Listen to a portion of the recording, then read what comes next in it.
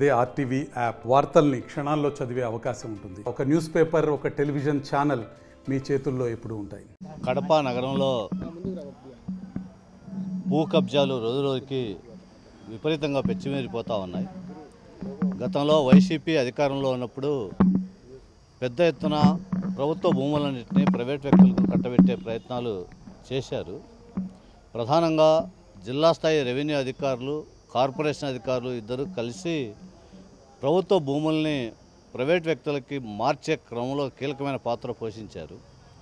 దాదాపు ఎకరాలు ప్రభుత్వ భూమిని ప్రైవేట్ వ్యక్తులకు కట్టబెట్టి ఆ ప్రభుత్వ భూముల్లోనే రియల్ ఎస్టేట్ వ్యాపారం చేసి వెంచర్లు, లేఅవుట్లు వేసి ప్రజానికానికి లక్షలాది రూపాయలు రేటు పెట్టి ఆ రకంగా అమ్మారు.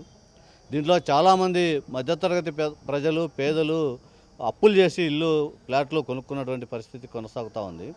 ఇలాంటి పరిస్థితికి కారణం గత వైసీపీ ప్రభుత్వం, ప్రస్తుత టీడీపీ ప్రభుత్వం, రెండు ప్రభుత్వాల్లో ఉన్నటువంటి అధికార పార్టీకి చెందినటువంటి వ్యక్తులే కీలకమైన పాత్ర పోషిస్తూ ఉన్నారు. కడప నగరం రామంజయపురం జర్నలిస్ట్ కాలనీ దగ్గర ఉన్నటువంటి లేఅవుట్లో కాలువని పూడ్చి వేశారు.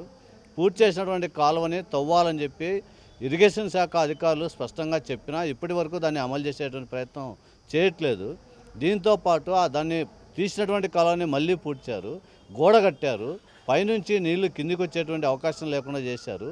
అందుకోసం తక్షణమే ఆ కాలువని యథాతథంగా కొనసాగించేలా సబ్ జైలు నుంచి కిందికి వచ్చేటువంటి నీళ్లు చర్చి ద్వారా ఇటు పక్కకి గుర్రేడికుంట వరకు సాగే కాలువలో నీటి ప్రవాహం యథాతథంగా జరిగేలా చూడాలని చెప్పి అఖిలపక్ష పార్టీల తరఫున మేము కోరుతా ఉన్నాం. ఇవే కాదు, అనేక ప్రాంతాల్లో ప్రభుత్వ భూములన్నింటినీ యథేచ్ఛగా రెవెన్యూ అధికారులు కుమ్మక్కయి అనుమతులు ఇచ్చేసే ప్రయత్నం చేశారు. కార్పొరేషన్లు అయితే ఏకంగా సాధారణ ప్రజలు తమ ప్లాన్ అప్రూవల్ కోసం వెళ్తే రోజుల తరబడి ఆఫీస్ చుట్టూ తిప్పుకునేటువంటి అధికారులు, రియల్ ఎస్టేట్ వెంచర్లో ఉన్నటువంటి వాళ్ళు వెళ్తే నిమిషాల మీద దాని వెంచర్లు పూర్తి చేసే ప్లాన్ అప్రూవల్ ఇచ్చేటువంటి ప్రయత్నాలు జరుగుతూ ఉన్నాయి. కాబట్టి సామాన్యులేమో 2 సెంట్లో 3 సెంట్లో పేదల ఇంటి స్థలం కోసం ఆక్యుపై చేస్తే దాని తక్షణమే ఇటు రెవెన్యూ అధికారులు, పోలీస్ యంత్రాంగం పెద్ద ఎత్తున ఫోర్స్ని తీసుకెళ్ళి ఏదో 100 ఎకరాల భూములు ఆక్యుపై చేసినటువంటి వాళ్ళలాగా పేదల ఇల్లు కూలుస్తున్నారు. కానీ ఎకరాలు ఆక్యుపై చేసుకుని చట్టబద్ధం చేసుకున్నటువంటి వాళ్ళ మీద ఎలాంటి చర్యలు లేవు.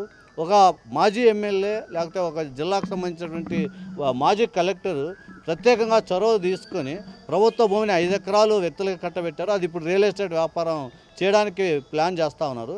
వీటన్నిటిని అరికట్టాలని చెప్పి అఖిలపక్ష పార్టీల ప్రతినిధులు డిమాండ్ చేస్తున్నారు. నగర ప్రజలు కూడా ఆలోచించాలి. మరిన్ని వీడియోస్ కోసం ఛానల్ ని సబ్స్క్రైబ్ చేయండి. లేటెస్ట్ అప్డేట్స్ కోసం వాట్సాప్ ఛానల్ ని ఫాలో చేయండి. అండ్ లింక్ డిస్క్రిప్షన్ లో ఉంది.